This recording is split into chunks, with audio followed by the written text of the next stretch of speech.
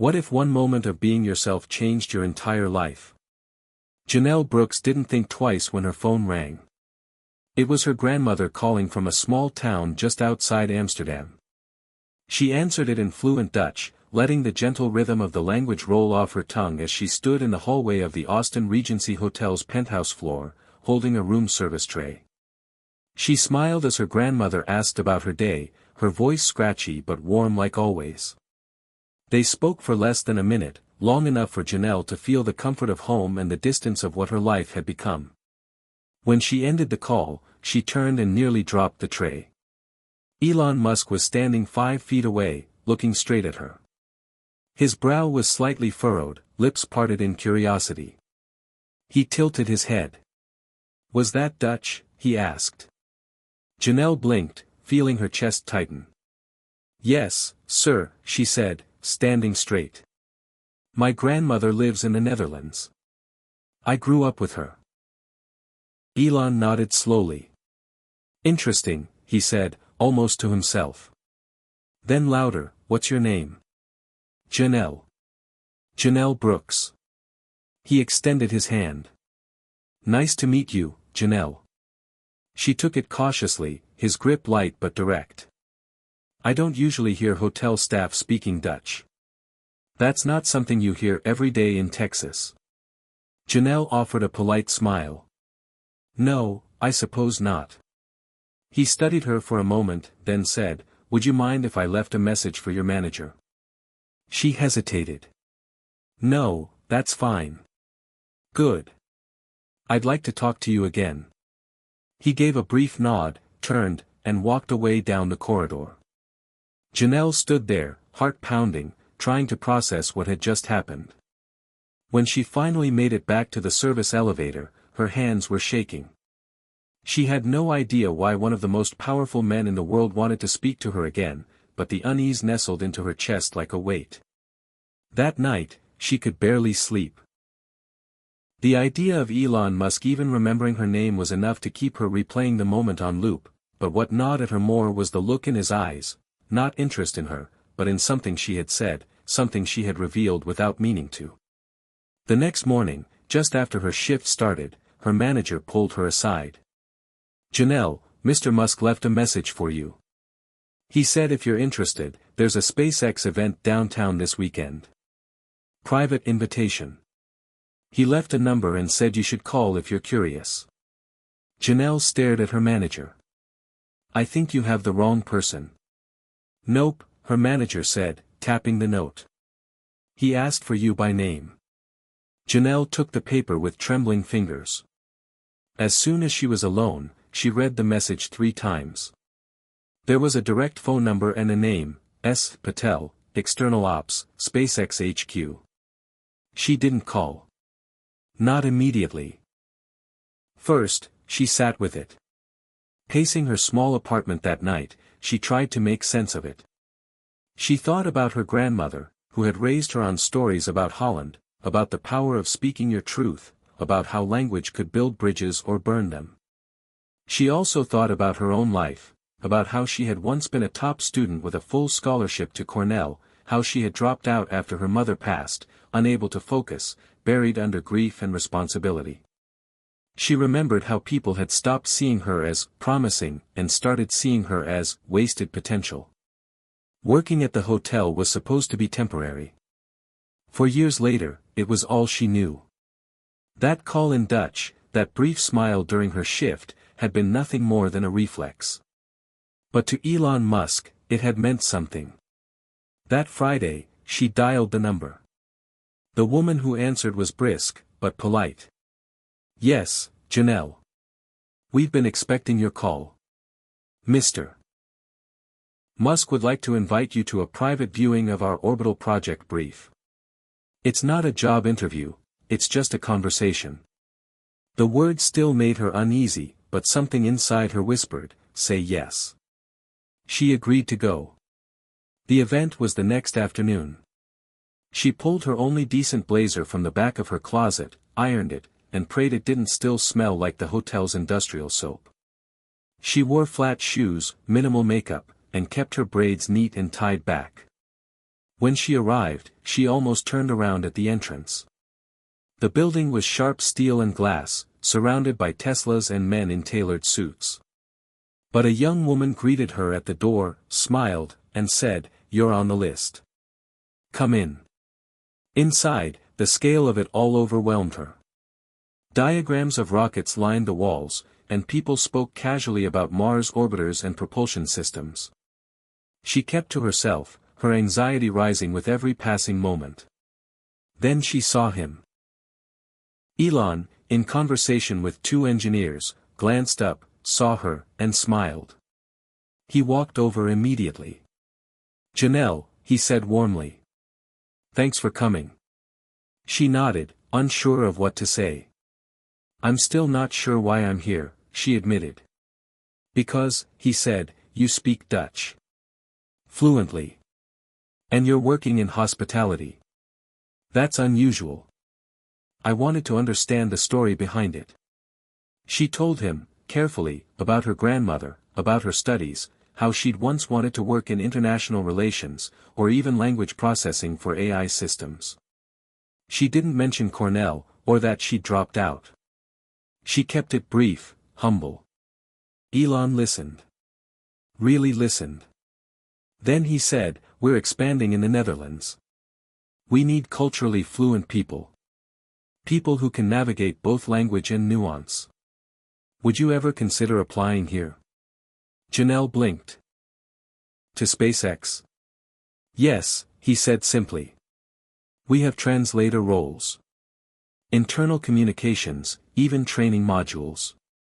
You wouldn't be building rockets, but you'd be helping us connect." Her first instinct was to laugh. "I'm just a maid." "No," he said firmly. "You're a person with knowledge we need." It felt surreal. When she left that afternoon, the city looked different. The sun felt warmer, the air sharper. She felt seen. She didn't tell her coworkers. She didn't tell Kayla until the next night. Kayla was her best friend, and also the only one who knew about Cornell. When she told her, Kayla said only one thing: "You better not let this pass you by. Not again." And maybe that was it. Maybe that moment, that phone call, that one word spoken in Dutch, had opened a door she never expected to find. It wasn't about Elon Musk. It wasn't about SpaceX. It was about being heard, really heard, for the first time in years. And this time, she wasn't going to walk away. Hit subscribe and leave a comment with where you're watching from. This story might just spark a new beginning. What's one thing that always pushes you forward, even when things get tough? Janelle Brooks was born on a humid July night in Atlanta, Georgia, in a quiet hospital room where her mother, Serena, labored alone. Her father was already gone by then, a ghost she barely remembered, just a name and a deep voice on a voicemail she played once when she was 13. Her mother had been young, fierce, and beautiful, with big dreams and a soft heart, but life had other plans. Janelle spent her early years in a cramped two-bedroom apartment above a laundromat, where the rumble of machines was the background music to her childhood.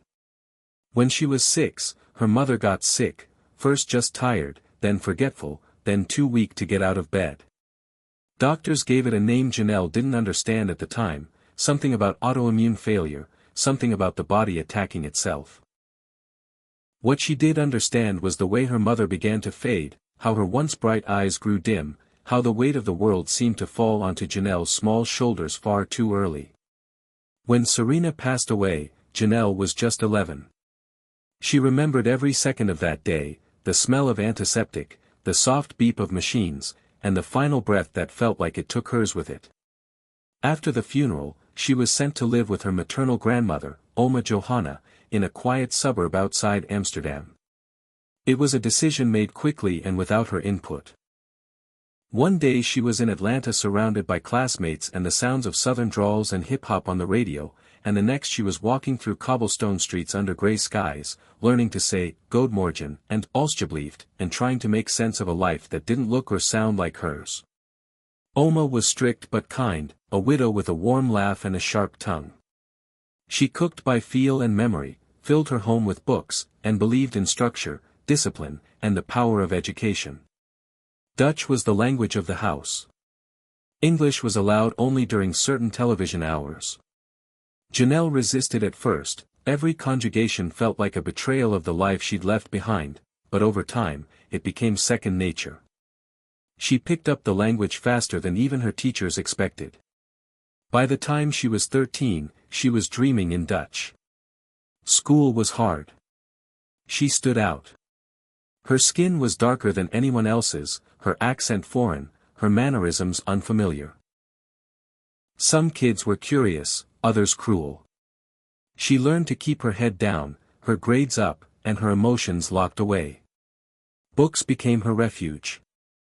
She fell in love with language, its logic, its structure, its ability to build bridges between impossible distances.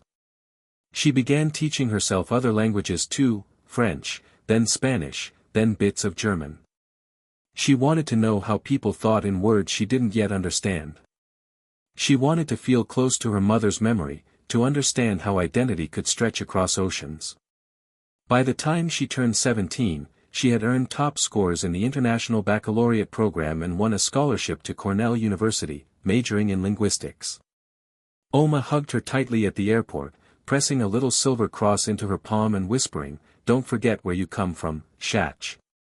Ithaca was cold and overwhelming. Janelle threw herself into her studies, working harder than anyone else, desperate to prove that she belonged.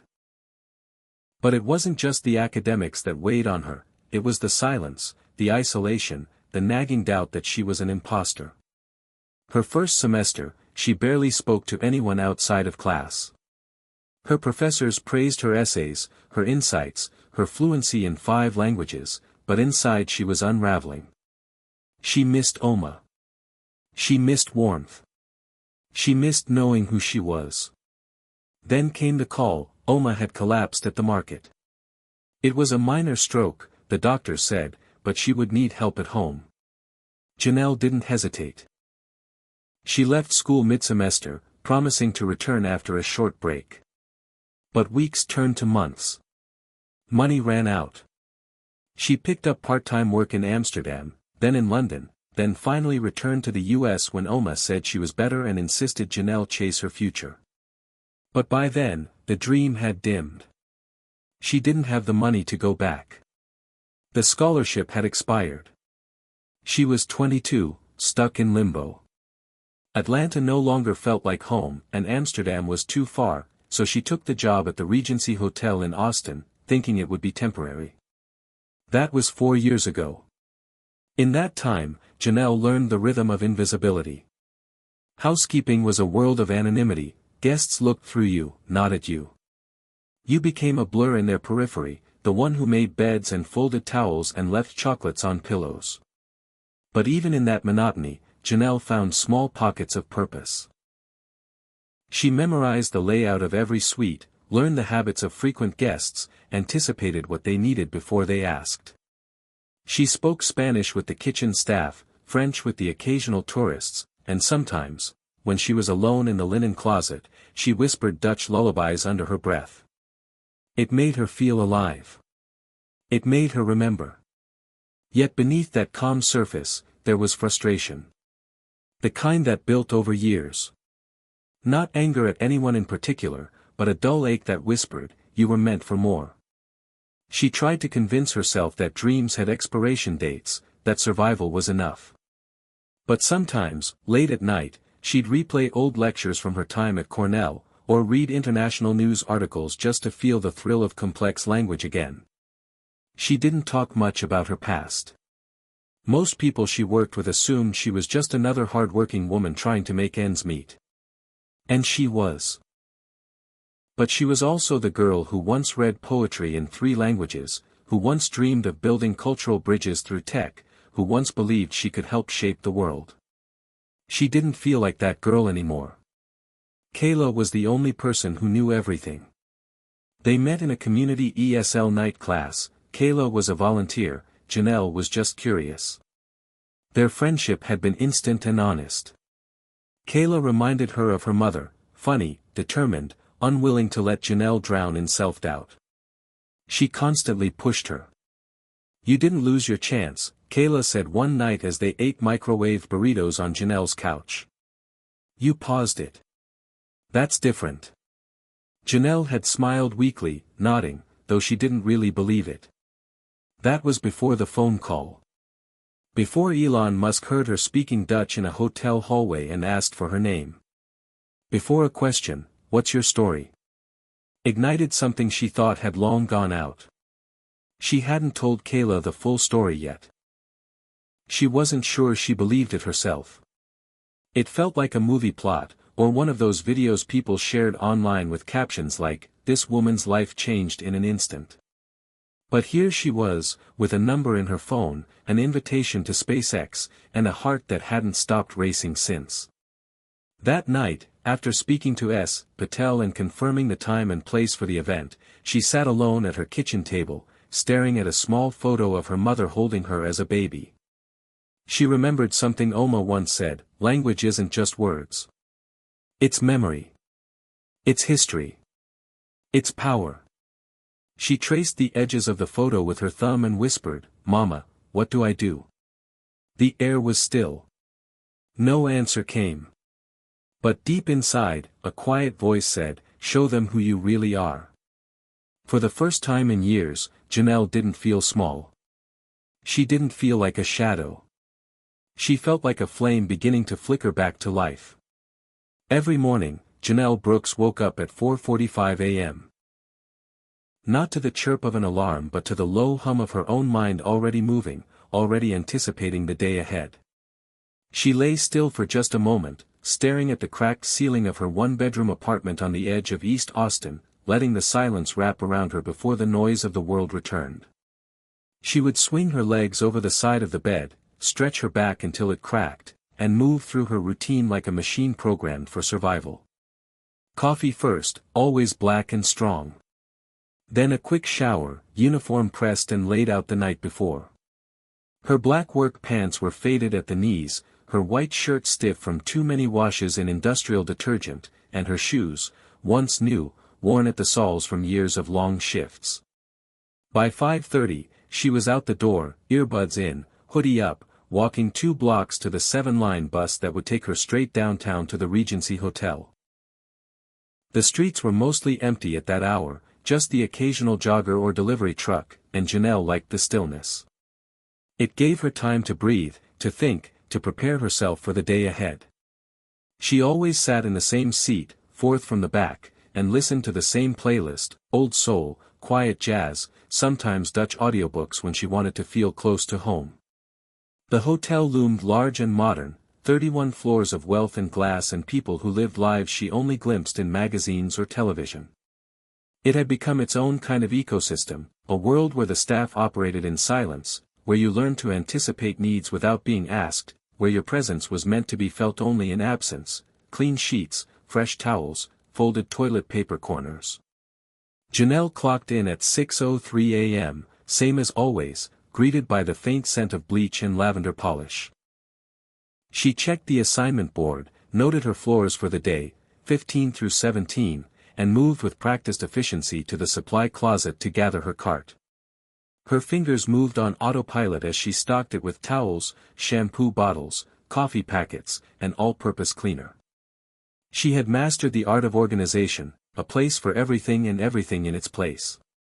There was comfort in the routine, in the certainty of repetition. It gave her control in a life that often felt dictated by the randomness of bad luck and missed chances. Each room she entered told a story. Some were pristine, sheets barely disturbed, toiletries untouched, the space whispering of a guest who needed nothing from the world. Others were chaos, suitcases exploded open, crumbs in the bed, discarded towels piled high in corners like abandoned thoughts. Janelle moved through them with quiet grace, a kind of invisible dignity. She never judged, never commented, just made the room right again and left no trace of herself behind. That was the unspoken rule: be thorough, be fast, be unseen. She was good at it, too good, maybe.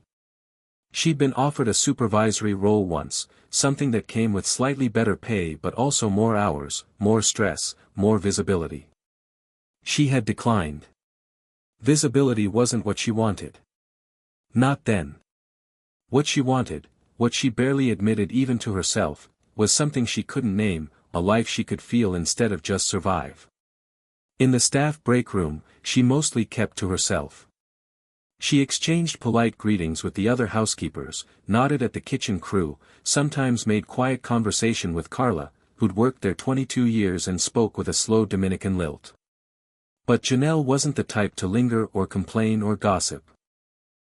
She ate her sandwich in silence, eyes on her phone, usually reading the news in Dutch or scrolling through posts from the University of Amsterdam's linguistics department, wondering if any of the names still remembered her from her exchange year.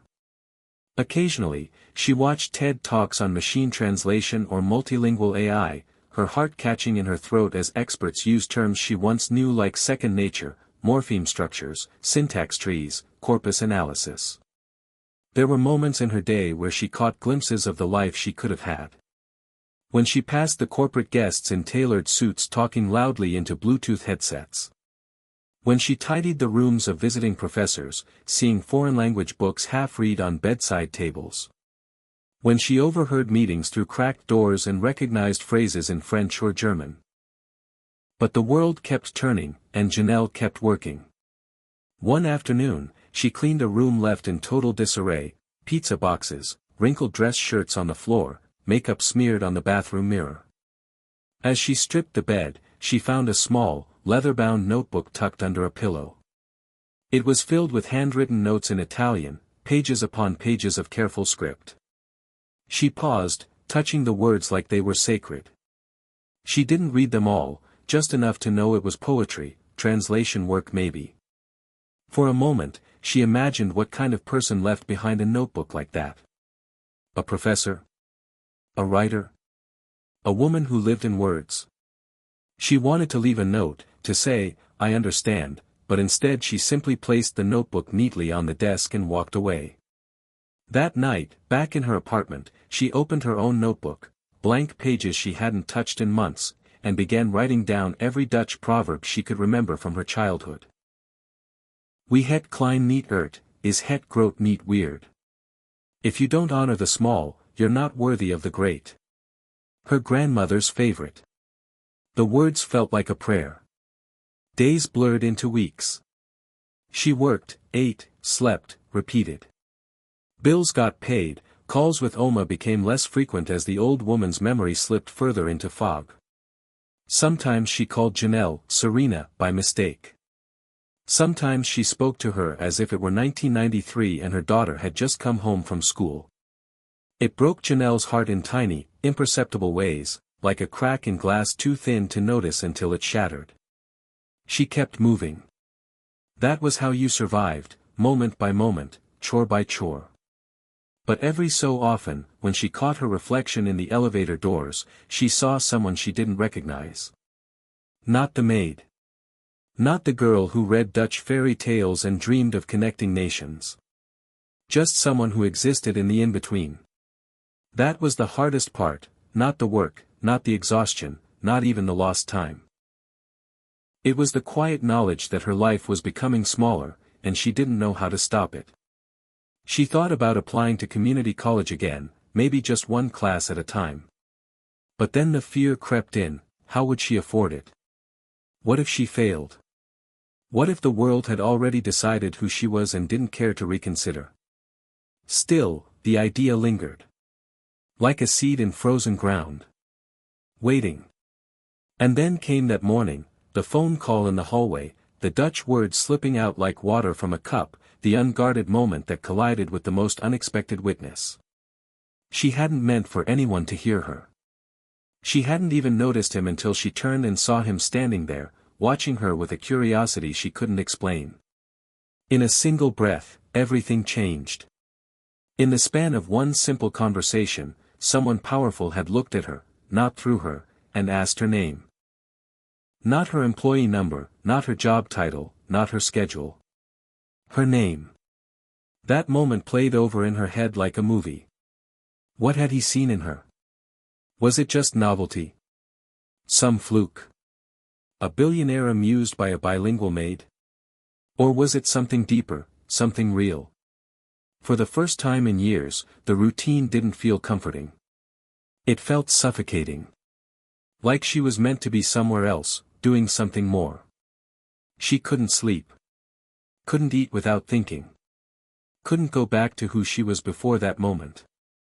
The question haunted her as she lay awake at night staring at the ceiling again, fingers pressed to her chest like she could keep her heart from leaping. What if this was the opening? Not the dream itself, but the door to it. What if she said yes this time? The next morning felt different, though everything looked the same. Janelle's alarm still went off at 4:45 a.m., and the streets of Austin still wore their same sleepy gray fog as she walked to the bus stop. But inside her chest, something had shifted. The phone call in Dutch still echoed in her mind, and the image of Elon Musk standing at the end of the hotel hallway played like a scene from a surreal dream she couldn't wake from. She'd replayed every detail of that moment over and over, his expression, his tone, the deliberate way he had asked her name. She kept waiting for it to dissolve into absurdity, to reveal itself as some weird misunderstanding, a cosmic prank. But it hadn't. Instead, there was now a name and number scribbled on a hotel notepad in her purse, S. Patel, External Operations, SpaceX, and a standing invitation to visit one of the most exclusive events in the city that weekend. When she arrived at work, she kept her head low and moved through the lobby quickly, feeling the weight of new eyes even if no one was looking.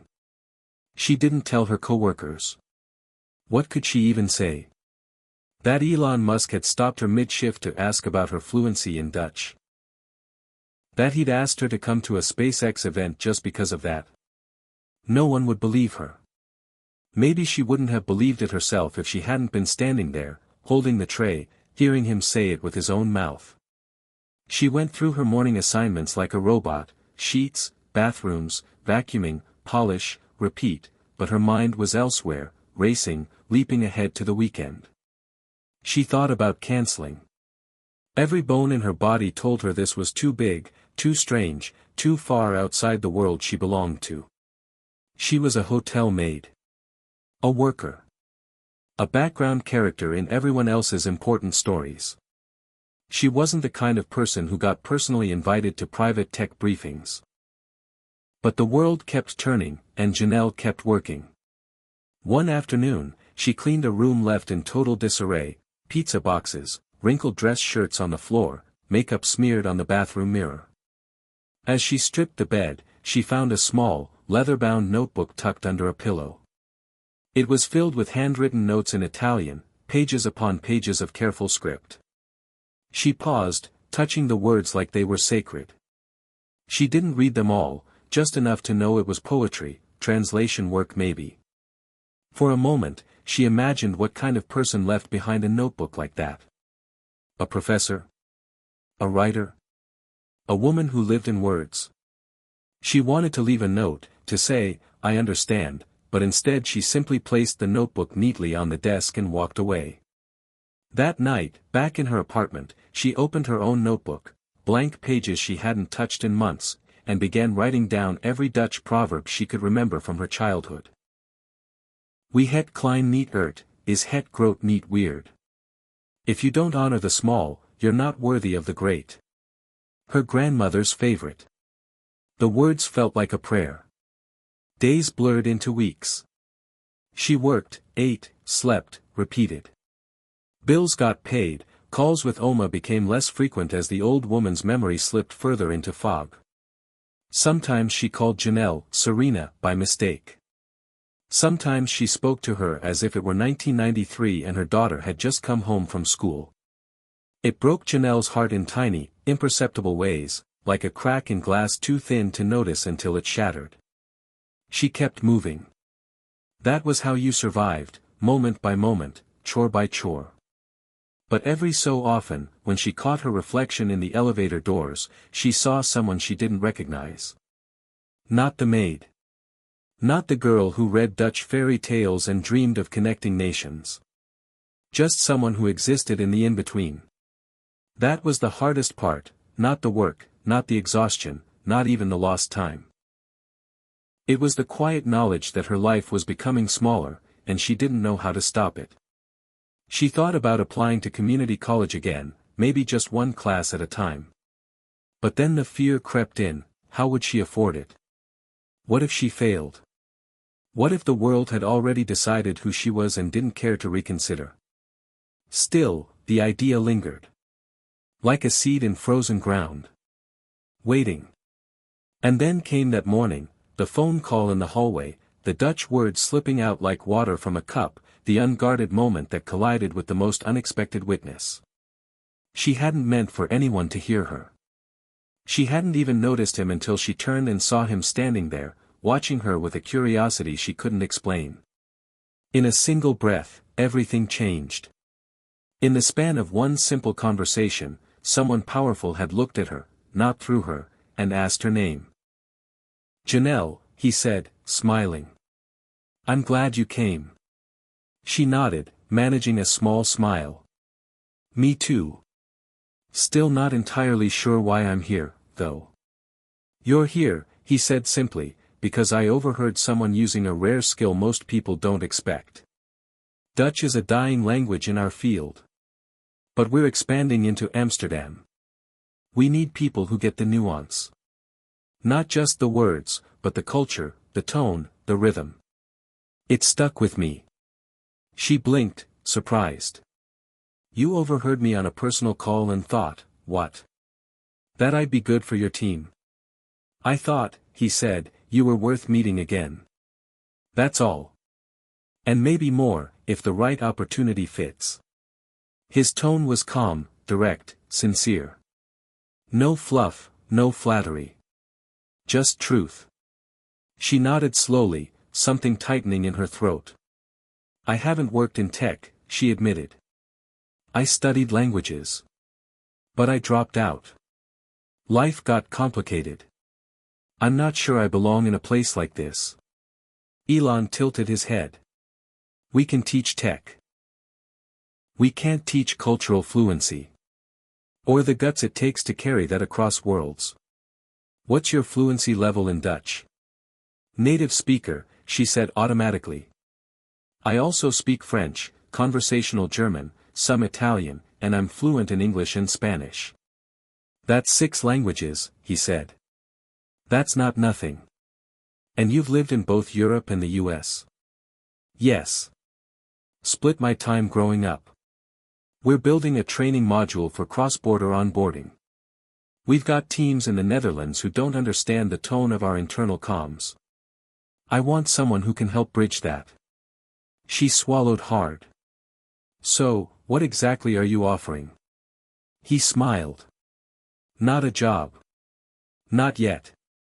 I want you to apply for a new internal program we're launching. It's an internship, technically. Paid. 3 months. You'd assist our translation AI team and work with human specialists. It's competitive. But I think you should try." The room buzzed around her, but Janelle felt it quiet in that instant.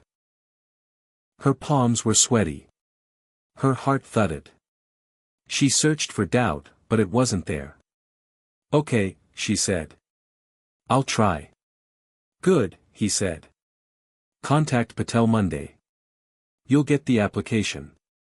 He handed her a small card, nodded once, and walked away. Just like that. No fanfare. No sales pitch. Just a man who had seen something in her and cracked open a door. She stood there, blinking, trying to process it. She wasn't dreaming. This wasn't fantasy. She had just been invited to apply for a program at SpaceX. Because she answered the phone in Dutch. Because someone noticed. That night, Janelle didn't sleep. She lay in bed with the card on her nightstand, staring at the ceiling like it might finally answer the question that burned in her chest: what if this is the beginning? Monday came with a kind of nervous electricity that ran beneath Janelle's skin like static. She woke early, even earlier than usual, not to the alarm but to the pressure of possibility. It was still dark outside, and the city hadn't yet stretched into movement, but her thoughts were already sprinting ahead, leaping past the routine and into unfamiliar territory. She sat at her kitchen table with her laptop open and the small white card Elon Musk had given her lying flat beside it like a key to another world. It was crisp, clean, printed with only a name, S. Patel, and an email address under the discreet, silver-lettered SpaceX logo. She stared at it for a long time, her fingers hovering above the keyboard, paralyzed by the weight of a single question: what if I'm not good enough? That thought had haunted her for years, shaped decisions she never made, shut doors she never dared to knock on. But this was different. This wasn't a scholarship she had to compete for blindly, or a classroom she'd have to fight to enter. This was an invitation, direct, real, undeniable. Elon Musk had spoken to her by name. He had looked her in the eye and told her she should try. That had to mean something. Drawing in a deep breath, she opened her email app, typed in the address, and wrote simply, "Dear Mr. Patel, I was invited by Mr. Musk to reach out regarding the upcoming language and translation internship program. Please advise on the next steps. Best, Janelle Brooks." She hit send before she could overthink it and closed the laptop as if to trap the energy inside. The reply came 2 hours later, short, professional, and lightning fast. "Thank you for your message. Attached is the application packet, including a brief skills assessment and availability form. Deadline to submit, Friday at 5 p.m. Interviews begin Monday. S. Patel, External Operations, SpaceX." Janelle downloaded the packet and opened it with a strange reverence, like unwrapping a gift that had been buried under years of dust and doubt. There were 3 sections: personal information, a language proficiency matrix, and a short series of translation tests in Dutch, French, and Spanish, followed by a brief essay question: what does language mean to you? The words hit her in the chest like a wave. She could have written volumes. Instead, she sat for 10 minutes in silence, staring at the blinking cursor, willing herself to speak plainly. "Language is memory," she began. "It's the only place where past and present exist at the same time. It's how we shape identity, preserve history, and build bridges between people who may never meet. I grew up between 2 languages and many lives. Language gave me a map to return to myself." She didn't stop writing until it felt like she had told the truth, not the resume version of truth, but the kind that came from bone-deep honesty. She proofread everything twice, reread the Dutch passages with a native's precision, double-checked verb conjugations, and finally, after hours of review, hit submit on Thursday night, a full day early. When she closed her laptop, her hands were trembling, not from fear exactly, but from the realization that she had actually done it. She had stepped into the arena. The next day at work was a blur. She couldn't focus on bed sheets or vacuum lines or whether the towels were folded into perfect thirds. Every time her phone buzzed, she jumped. By the end of her shift, she had checked her email no fewer than 15 times. Nothing yet. That night, she told Kayla everything: the email, the packet, the essay, the languages. Kayla listened quietly, then said, "You know, no matter what happens, you already proved something." Janelle smiled, half relieved and half numb. "I guess. But I want this, Kayla. I want it more than anything." "Then don't be afraid to want it," Kayla said. Sometimes the scariest thing isn't failure, it's realizing we're capable of more than we believed. Saturday came and went. Still no reply. Sunday morning, Janelle woke to an email marked subject, SpaceX Language Internship, Interview Invite. Her breath caught in her throat. She opened it slowly, fingers shaking. "Dear Ms. Brooks, thank you for your application. We are pleased to invite you to a virtual interview scheduled for Monday at 3 p.m. Central Standard Time. Please use the enclosed Zoom link. The session will last approximately 30 minutes. S. Patel." She sat back in her chair, stunned. It was real. She had made it to the next step. Her heart raced so fast it almost made her dizzy. She spent all of Sunday preparing, rehearsing answers to imaginary questions, watching videos on how to speak confidently in interviews, reading up on SpaceX's international partnerships. She even dug out her old notes from Cornell. Articles she'd saved on cognitive linguistics, neurolinguistic programming, and speech pattern recognition in artificial intelligence.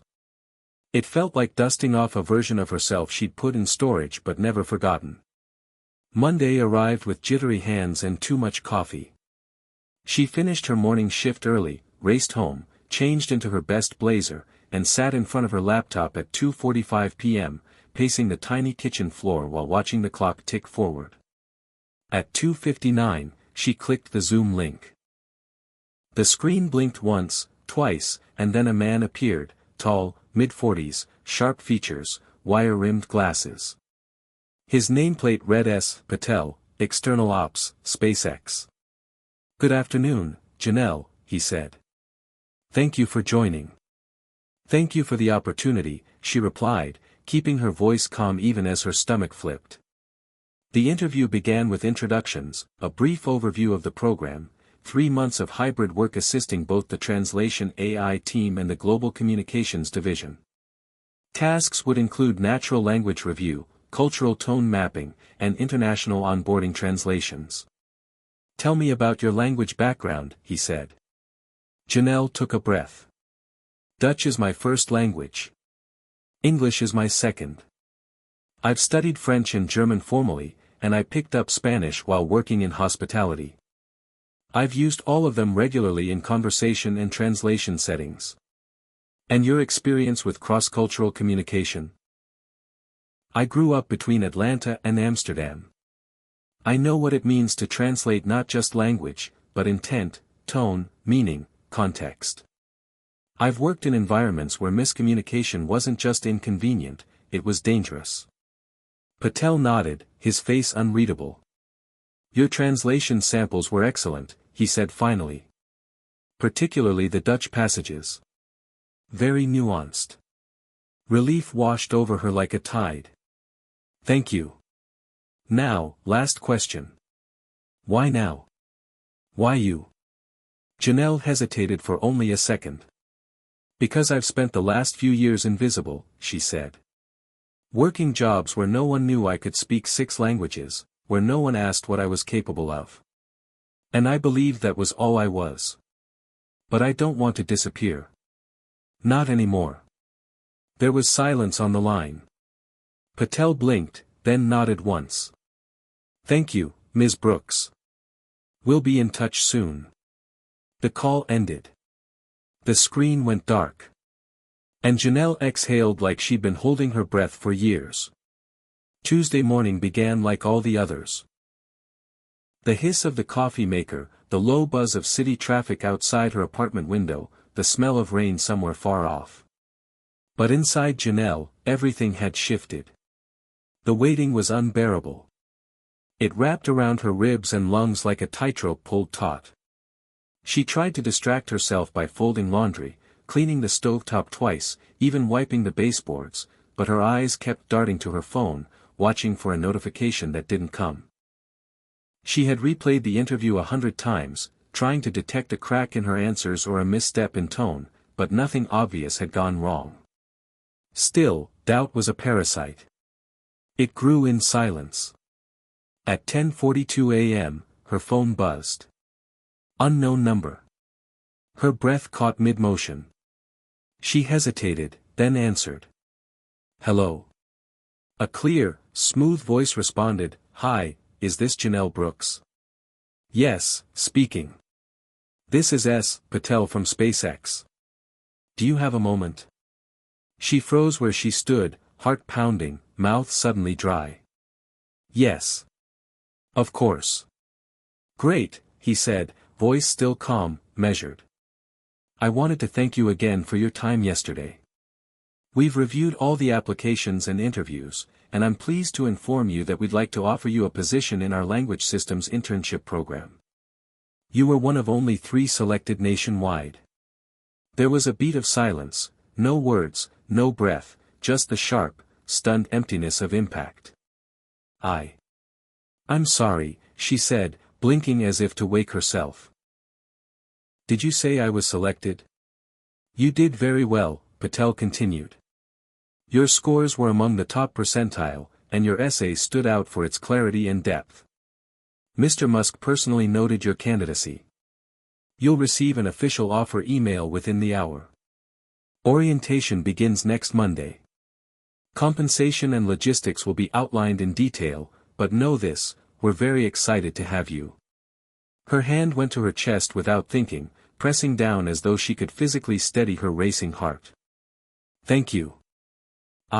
Wow. Thank you. We'll see you soon," he said. "Be well." The call ended. Her hand dropped slowly to her side. She looked at the phone, the quiet apartment around her, the half-folded t-shirt still on the table. Then she let out a sound, half laugh, half gasp, and sat down hard in the kitchen chair. She had done it. After all the closed doors and buried dreams, after years of going unnoticed in hallways and lobbies, after folding towels and tucking in corners and answering phones for other people's comfort, she had finally been seen. She had been chosen.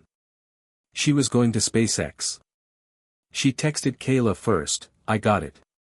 They picked me. I start next Monday." The response was immediate, "You're a freaking star. I knew it. We're celebrating. Tonight. No excuses." Janelle laughed through sudden tears. She couldn't remember the last time she'd cried from happiness instead of exhaustion. She paced the apartment, unable to sit still, unable to think of anything except how far she'd come from the girl who once sat in her Oma's Amsterdam kitchen sounding out Dutch verbs, who dreamed of being a bridge between worlds, and then forgot how to dream at all. The email arrived just as Patel had promised. Subject line, official offer, language systems internship, SpaceX. The document was formal, precise, full of technical terminology and onboarding steps. The pay was more than she'd made in a year at the hotel. The benefits were immediate. And the role wasn't just intern-level grunt work, it involved testing neural network outputs, advising on contextual translation layers, and contributing to the tone matrix for multilingual internal comms.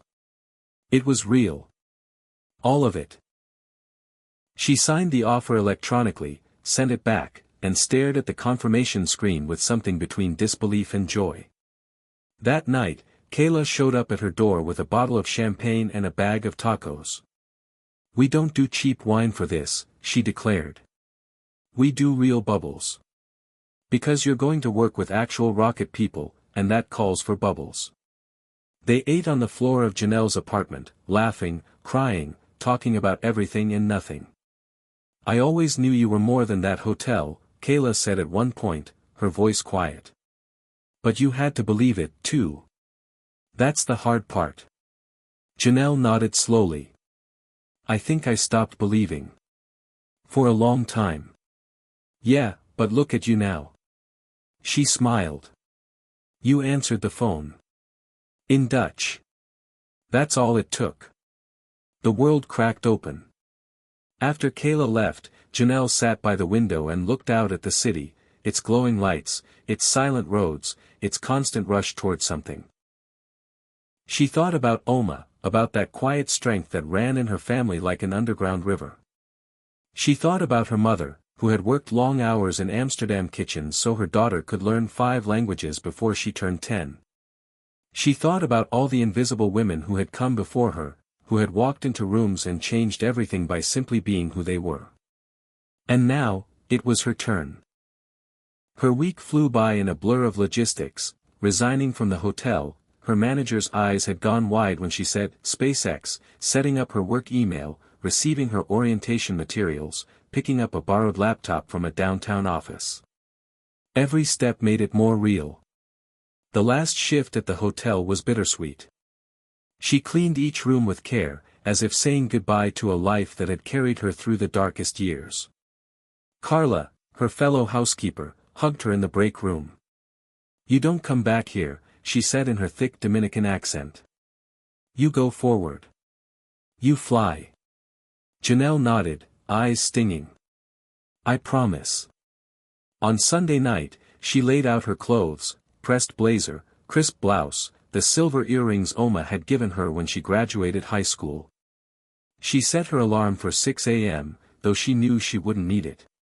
Sleep came in fits, her mind busy painting images of what the next day would hold. And somewhere between midnight and dawn, she whispered a single sentence to the darkness: "This is the beginning." The first day at SpaceX began not with fireworks but with the quiet click of a keycard unlocking a door Janelle never imagined she'd walk through. She arrived early, too early, actually, standing outside the building in her blazer and polished flats while the sun rose behind her, turning the sky a soft orange that made the steel and glass facade of the headquarters glow like something futuristic and alive. Her badge, printed with her full name, a serial ID, and the word linguistics in turn, hung from a lanyard against her chest like a passport to a new identity. When the doors finally opened at 7:30 a.m., she stepped into a world that moved at a rhythm she hadn't yet learned but instinctively knew she wanted to master. The lobby was sleek and minimal, all brushed metal, soft lighting, and silent efficiency. No receptionist desk. Just automated check-in panels and security gates that scanned her badge and unlocked with a soft beep. A display wall showed live telemetry feeds from SpaceX launches, rockets arcing across the globe, blinking data points trailing behind them like digital comets. For a brief moment, Janelle stood there watching the footage, captivated, as engineers and project leads hurried past with purpose in every stride. Then a soft voice interrupted her awe. "You must be Janelle." She turned to see a tall woman in her late 30s, dark curls pinned neatly, wearing jeans and a SpaceX quarter zip. Her ID read, "Maya Lin, Language Systems Lead." "Welcome to the Madhouse," Maya smiled, extending a hand. "I'm your team supervisor. You're with us in natural language processing and interface context. Don't worry, we're less scary than we sound." Janelle smiled, grateful for the warmth. "I'm excited. A little nervous, but mostly excited." "Good. Nerves mean you care. Follow me." They walked briskly through halls that curved in impossible loops, past open office pods filled with people in heated technical discussion, entire whiteboards covered in scribbled equations, holographic models of engine parts rotating in thin air, and conference rooms where 5 languages could be heard at once.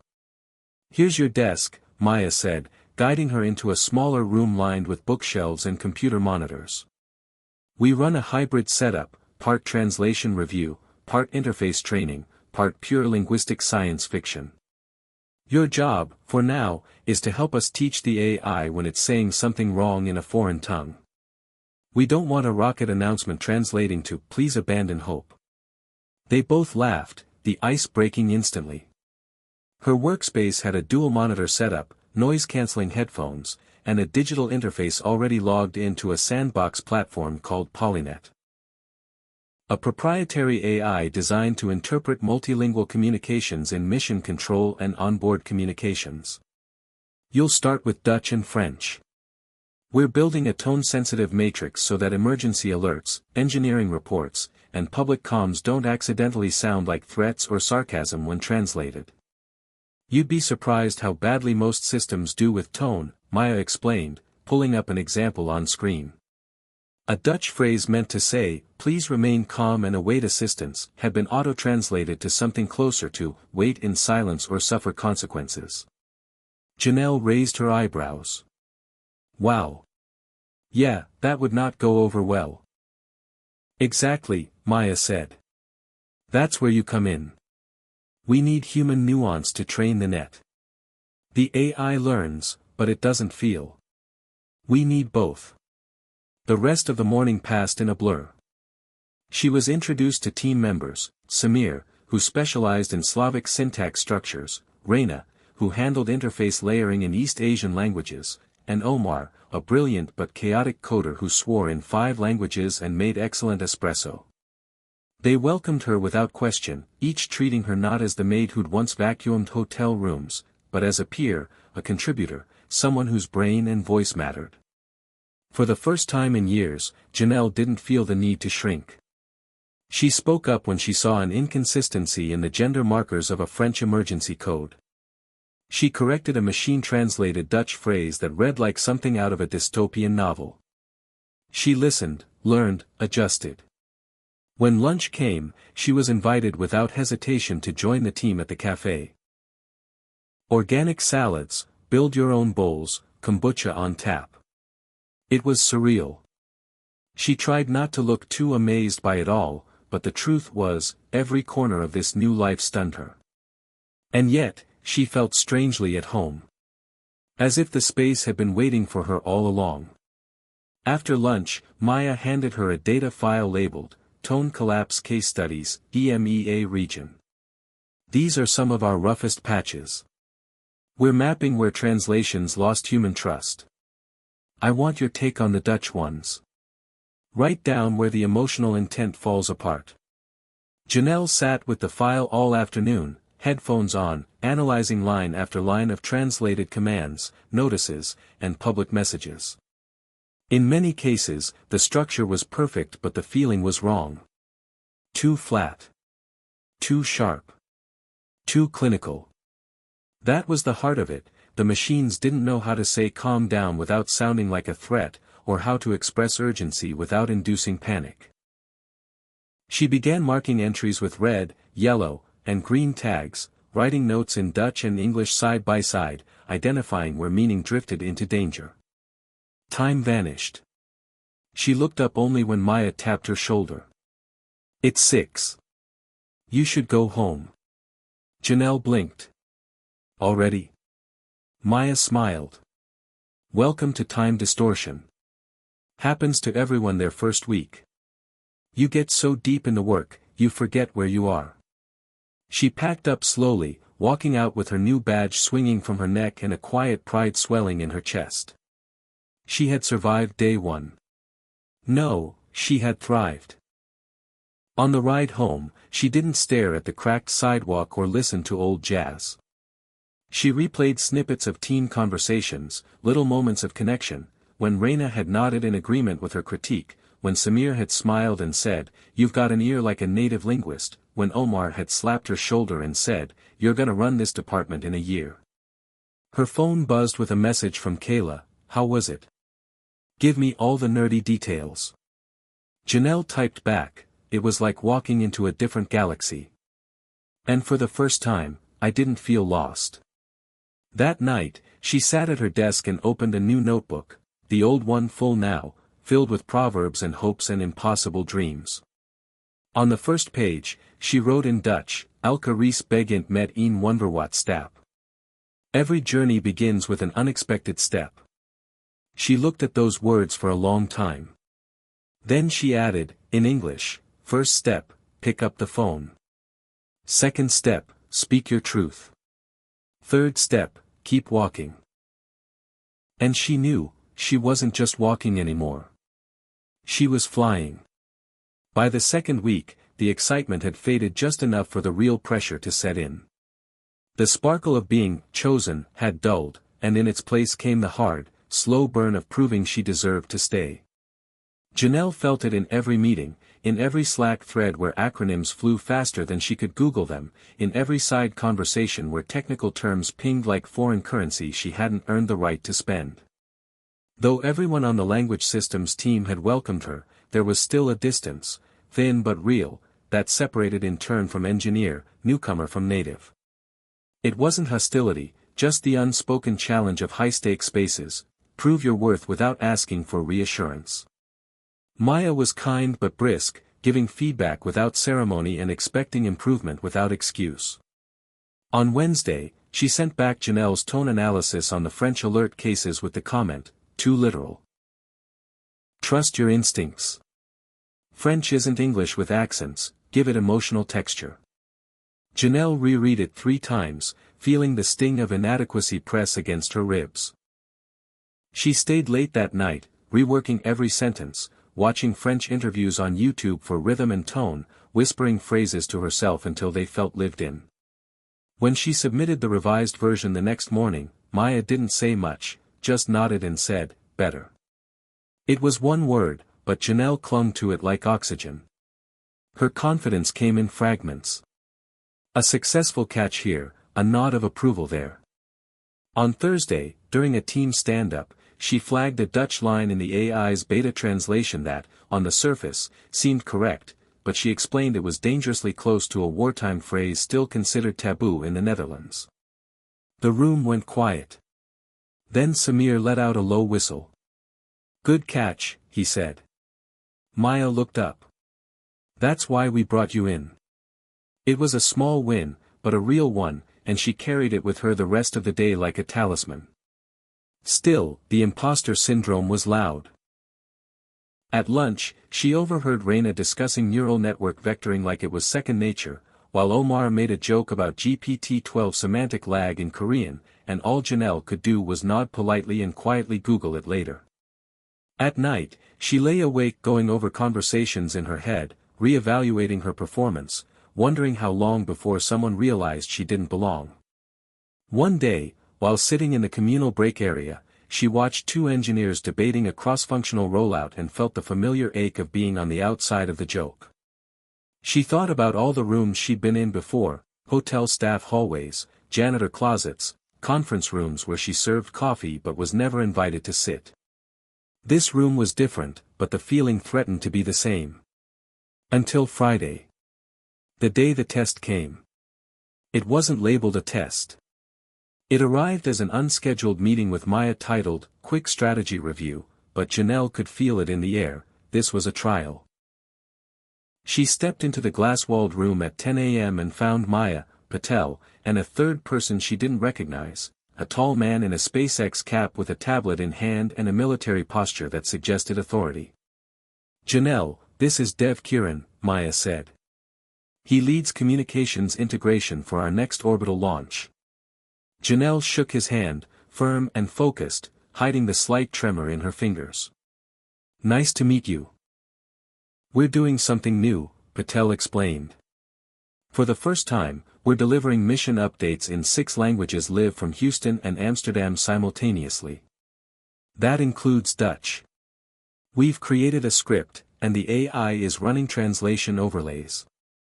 But we want a human review before we release it to regulators." "That's you." Dev slid the tablet toward her. "You have 1 hour. Redline anything that sounds off, not just grammatically, but culturally. If a sentence lands wrong, flag it. Don't play it safe." Janelle swallowed hard. "Understood." She sat down, pulled up the Dutch file, and began. The script was technically perfect. Every sentence parsed, every verb correct. But that wasn't the point. She read it out loud under her breath, tuning her ear for where the rhythm faltered. She marked 2 sentences where the phrasing felt militaristic, adjusted a greeting that sounded too cold for a public address, and rewrote a sign-off line that lacked the Dutch sense of direct but warm finality. She didn't rush.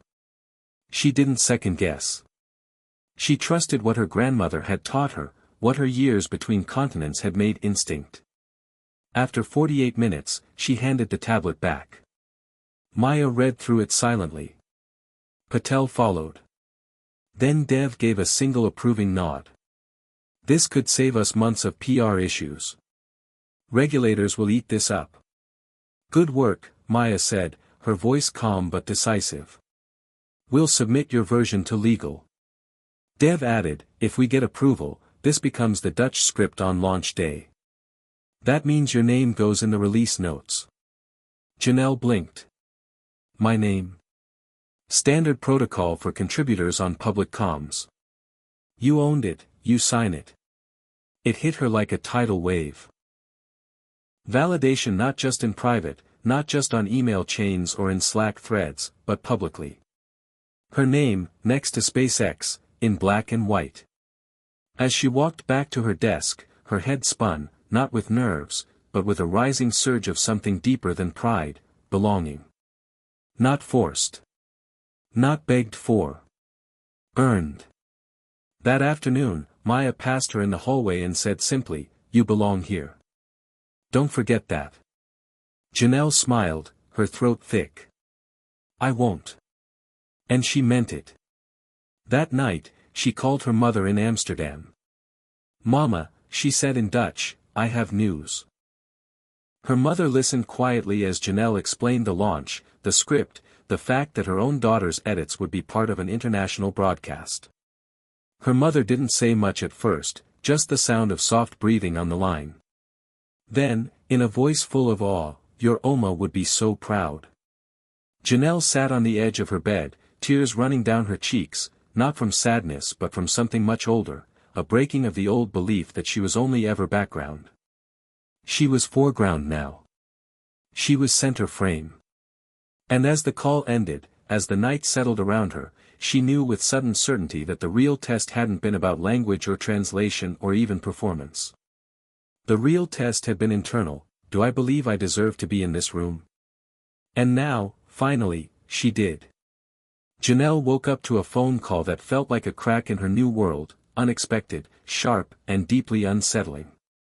The screen showed a New York area code, a number she didn't recognize. Her heart skipped, fingers trembling as she answered. "Hello." The voice on the other end was hesitant, familiar in a way that immediately pulled her back years, back to nights in cramped apartments, whispered arguments, and a past she had tried to tuck away neatly like an old photograph. It was her sister, Tasha, calling after months of silence. "Janelle, I don't know how to say this, but Mom's in the hospital." The words hit like a freight train. Her mother, the steady presence she'd always thought unbreakable, was suddenly fragile. The hospital was on the other side of the country, miles and time zones away. Janelle sat on her bed, the gravity of the news sinking in. The carefully built walls of her new life at SpaceX trembled for the first time. She swallowed back the surge of panic and guilt. How had she not known? How had her sister not reached out before? Was this her fault for chasing a dream so far from home? She told Tasha she'd book a flight immediately, but the knot in her stomach tightened. That evening, after her shift, Janelle sat quietly in her small apartment, packing a bag with shaky hands. Memories flooded back, the cramped hotel rooms, the smell of bleach, the endless cleaning that masked the chaos of her family's struggles. Her mother had always been the anchor, a woman who'd sacrificed everything for her girls, pushing them to dream beyond the cracks. But now, that anchor seemed adrift. Before leaving, she pulled out an old photo album from a dusty shelf, flipping through pages of black and white images and faded color. Her mother smiling in a sunlit kitchen, Janelle and Tasha as children building sandcastles, birthdays marked by homemade cakes and worn-out gifts. Each picture a fragment of a life she hadn't fully appreciated until now. The flight was early the next morning. Sitting by the window, watching the clouds blur past, Janelle wrestled with a storm of emotions, hope, fear, regret, and a fierce determination not to lose her family to distance and silence. When she landed in New York, the air felt heavier, thicker with history and unspoken words. Her sister met her at the airport, tired but relieved, the lines on Tasha's face deeper than Janelle remembered. The drive to the hospital was quiet, punctuated only by soft radio tunes and the occasional sigh. At the hospital, Janelle was led to a small waiting room where a nurse delivered the news. Her mother had suffered a stroke, was stable but in critical condition, and the prognosis was uncertain. The hours that followed blurred, doctors' voices, machines beeping, and the sharp scent of antiseptic. When Janelle finally saw her mother, lying pale and still beneath the hospital sheets, her heart shattered. The woman who had always been so strong looked vulnerable, tethered to tubes and monitors. Janelle reached out, gently squeezing her mother's hand, searching for any flicker of recognition. Over the next days, Janelle balanced hospital visits with calls to Maya and the team, trying to keep her new life from unraveling while grappling with old wounds. She confided in Maya one afternoon over video chat, her voice thick with emotion. "I don't know if I'm strong enough for this," she admitted. Maya listened without interruption, then said quietly, "You're stronger than you think, Janelle. You survived worse. Remember why you started." That reminder sparked a flicker of resolve. Janelle found herself reflecting on the choices that had led her here, her family's sacrifices, her own resilience, and the path she'd carved through doubt and hardship. In the quiet moments by her mother's bedside, she whispered stories of her new job, of SpaceX, of being trusted and valued. Her mother's fingers twitched once, a faint smile touching her lips, and Janelle held on to that as a beacon. The days stretched on, filled with uncertainty and small victories. Therapists arrived, speaking in hopeful tones of recovery and rehabilitation. Janelle helped coordinate care, leaned on Tasha for support, and even reached out to Kayla back in Houston for a lifeline of friendship and encouragement. In the midst of crisis, Janelle's identity fractured and reassembled. She was no longer just the aspiring linguist or the former maid. She was a daughter, a sister, a caretaker bearing the weight of love and responsibility. One evening, sitting by her mother's hospital bed, she overheard nurses speaking in Dutch, discussing treatment plans with a visiting specialist. It struck her deeply, the power of language, the bridge between worlds, and the gift she could offer not just to technology but to her family.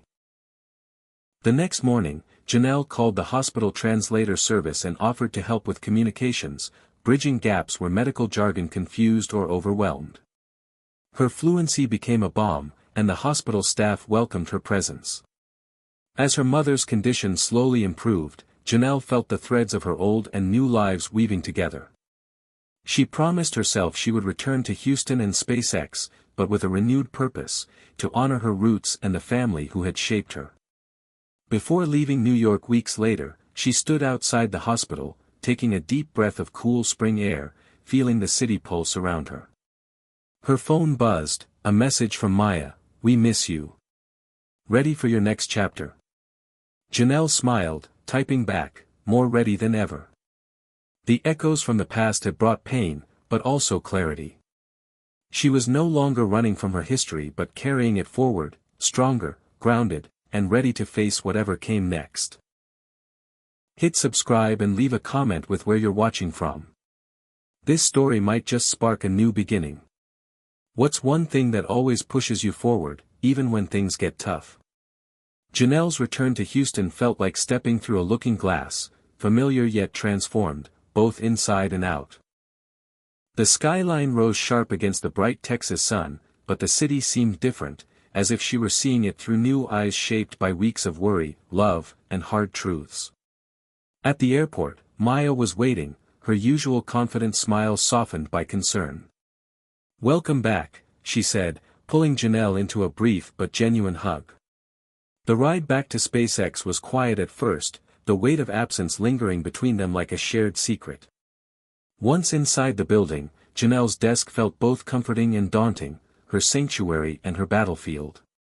She logged in, the glowing screen a reminder of the life she had momentarily set aside. The team welcomed her with warmth and questions, eager to hear about her mother's progress and how she was holding up. Janelle felt gratitude but also the subtle pressure of catching up, of proving she could still keep pace. Maya pulled her aside later that day. "We've had a few curveballs while you were gone," she said, voice low. "The launch timeline got pushed up. We need you at full capacity. Are you ready?" Janelle nodded, determination tightening her chest. "I'm ready." The days that followed were a whirlwind of code reviews, translation audits, and strategy sessions. Janelle found solace in the work, the familiar challenge grounding her when memories threatened to overwhelm. She tackled complex Dutch translations, tweaking phrasing to ensure the AI's voice resonated with warmth and clarity, especially for emergency communications that would be broadcast worldwide. The stakes felt real, human lives depended on every word. One afternoon, Maya brought her into a conference room where Elon Musk himself was reviewing the communications interface. The room was charged with energy, the famous visionary's intense gaze fixed on the holographic display of translated launch announcements. Janelle's heart pounded as she watched Elon scroll through lines of Dutch text. Suddenly, he stopped, pointed at a phrase, and asked in a crisp American accent, "Who worked on this part?" Maya glanced at Janelle with a subtle smile. Janelle did. She refined the tone and cultural context. Elon turned toward her, eyes curious. "Dutch, huh? I wasn't expecting that from you." Janelle swallowed her nerves but met his gaze. "It's a passion I've pursued for a long time." Elon's lips quirked in a rare smile. "Good. We need people who bring more than just skills, people who bring heart." That moment stayed with Janelle, fueling her through long nights and demanding days. But the reckoning wasn't only external. Her mother's condition, though improved, required constant attention. Janelle juggled hospital appointments, physical therapy updates, and complex family logistics with the relentless pace of her job. The tension built, gnawing at her, whispering doubts and fears. One evening, overwhelmed and exhausted, Janelle found herself sitting alone in a quiet conference room, the city lights flickering through floor-to-ceiling windows. She closed her eyes and let the tears come, releasing months of pent-up emotion, fear for her mother, frustration with her own limits, and the heavy weight of expectations. Maya found her there minutes later, sitting beside her in silence before speaking softly. "You're carrying a lot. But you don't have to do it alone." That simple truth opened a door for Janelle. She began accepting help, delegating tasks, and sharing her burdens with the team and her sister. The reckoning was not a breaking point but a turning point. A reminder that strength includes vulnerability. As the launch date approached, Janelle's contributions became indispensable. Her refined translations passed regulatory scrutiny with ease, praised for their clarity and cultural sensitivity. The AI's Dutch announcements, now imbued with nuanced emotion, were tested repeatedly in simulations. The team watched nervously as the countdown began live on screens, each second ticking closer to history. When the rocket finally lifted off, its fiery trail blazing across the sky, Janelle stood among her colleagues, tears streaming down her face, not just for the success, but for the journey that had brought her there. After the celebration, Elon approached her once more, handing her a sleek tablet. "We've got a new project. More languages, more complexity. Interested?" Janelle looked up, heart full. "Absolutely."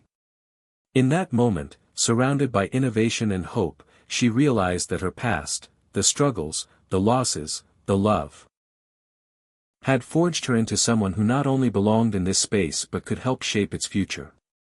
The return was not just a homecoming but a reckoning with everything that made her who she was.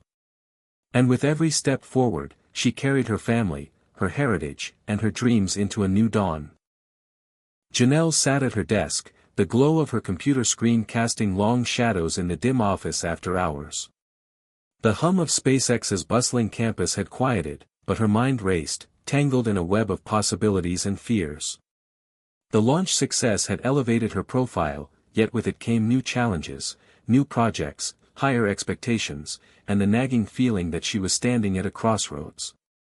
The tablet Elon had handed her held the blueprint for a multilingual initiative unlike anything the company had attempted before. It promised complexity beyond translation, AI that could interpret cultural context, emotional subtext, even idioms that machines struggled to grasp. It was an invitation to push boundaries but also a test of her resolve. Over the next days, Janelle immersed herself in meetings with linguists, AI programmers, and cultural consultants. She found herself both exhilarated and overwhelmed, thrilled to contribute, yet burdened by the fear of failing. The old voice of doubt whispered relentlessly, did she truly belong here? Could she carry this weight? Late one evening, as she reviewed datasets for tone calibration, her phone buzzed. It was Tasha. "Mom's been asking about you," the message read simply. The reminder was bittersweet. Family had always been her anchor, but distance and time had frayed those ties. Janelle realized she needed to find balance, not just between work and life but between ambition and love. That weekend, she booked a flight to visit her mother and sister again, determined to bridge the gap that stretched too long. Back home, the atmosphere was different, warmer, yet fragile. Her mother's rehabilitation was ongoing, filled with slow progress and setbacks.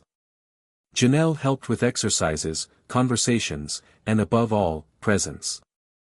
She rediscovered parts of herself through caregiving, patience, empathy, the strength that comes from vulnerability. When she returned to Houston, the new project awaited her like a puzzle with pieces she was eager to fit together.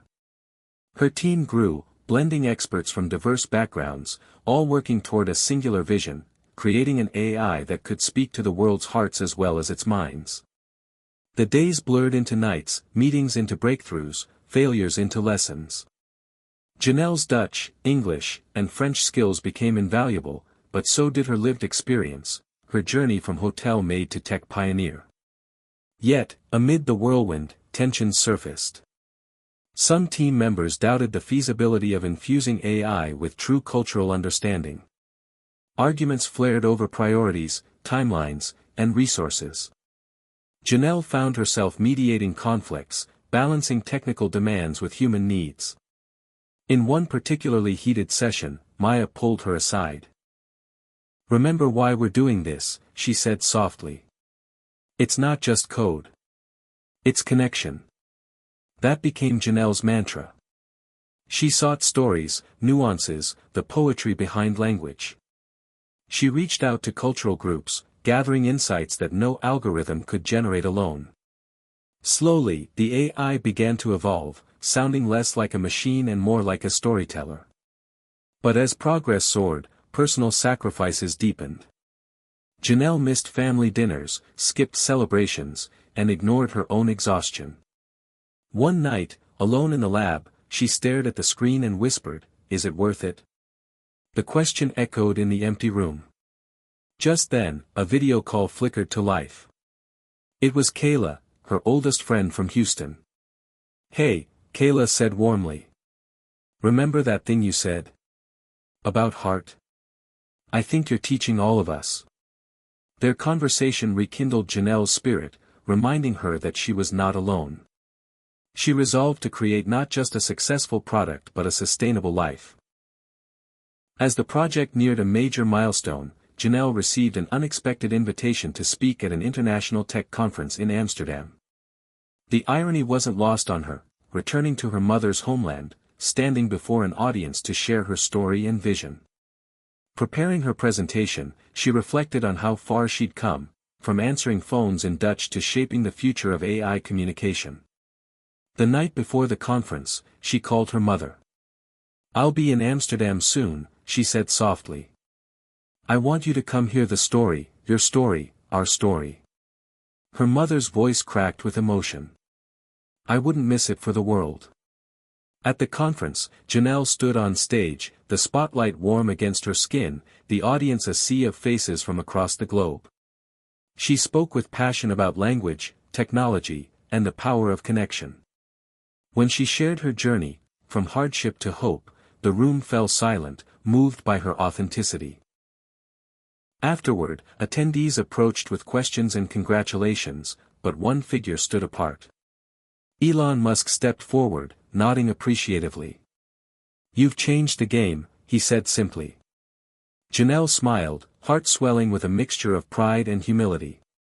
Back in her hotel room, looking out over the Amsterdam skyline, she realized the crossroads she'd feared were not dead ends but doorways. Her choices, between family and career, between past and future, were threads weaving a tapestry richer than she had imagined. Tomorrow, she would return to Houston, ready to lead, to love, and to continue the story she was still writing every day. Janelle returned to Houston carrying the glow of Amsterdam's light still flickering in her mind, but beneath the excitement lay an uneasy restlessness she couldn't shake. The conference had been a triumph, yet something deeper stirred, an unspoken question gnawing at her: was she truly ready to face the shadows lurking in her family's past? Her mother's health continued to improve, but with each step forward came revelations that complicated the healing. One afternoon, while helping her mother sort through old boxes in the living room, Janelle uncovered a bundle of letters tied with faded ribbon. The handwriting was unmistakable, her father's. He had left when she was a child, a ghost in her memories, and his absence had shaped much of her life's pain and purpose. Her mother's eyes welled with tears as Janelle unfolded the first letter. "I never wanted to leave you girls," the words began, "but I was scared. Scared of failing, scared of the man I was becoming. Over the next days, they read the letters together, piecing together a story of a man struggling with his own demons, one who had tried and faltered in ways they hadn't understood before. The discovery rocked Janelle's foundation. The black and white narrative of abandonment blurred into shades of gray filled with regret, love, and loss. She realized that healing would require confronting not just her own wounds, but those of her family's history. Back at SpaceX, Janelle threw herself into work, channeling the storm inside into refining the AI's emotional intelligence. She believed that if machines could understand nuance, maybe humans could, too.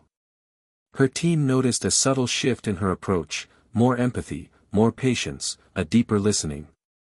But the balance remained fragile. One evening, Maya invited Janelle to a quiet dinner. Over glasses of wine, Maya shared her own story of family estrangement and reconciliation. Sometimes, Maya said, we have to forgive not because they deserve it, but because we deserve peace. The word struck a chord, and Janelle felt the walls around her heart crack just enough to let light in. The next weeks brought unexpected visitors, distant relatives reaching out after hearing of her mother's condition and Janelle's rising profile. Family reunions were awkward but healing, filled with laughter, tears, and stories long buried. Janelle saw her mother in new light, not just as a caretaker or survivor, but as a woman who had carried generations of hopes and hurts. Meanwhile, the AI project reached a pivotal phase, a live test simulating multilingual emergency communications during a natural disaster. Janelle's Dutch translations were flawless, conveying urgency with a human touch that left testers impressed. Yet, during the debrief, an engineer raised concerns about the AI's handling of cultural taboos in certain languages. It was a reminder that perfection was elusive, and that understanding culture required constant vigilance and humility.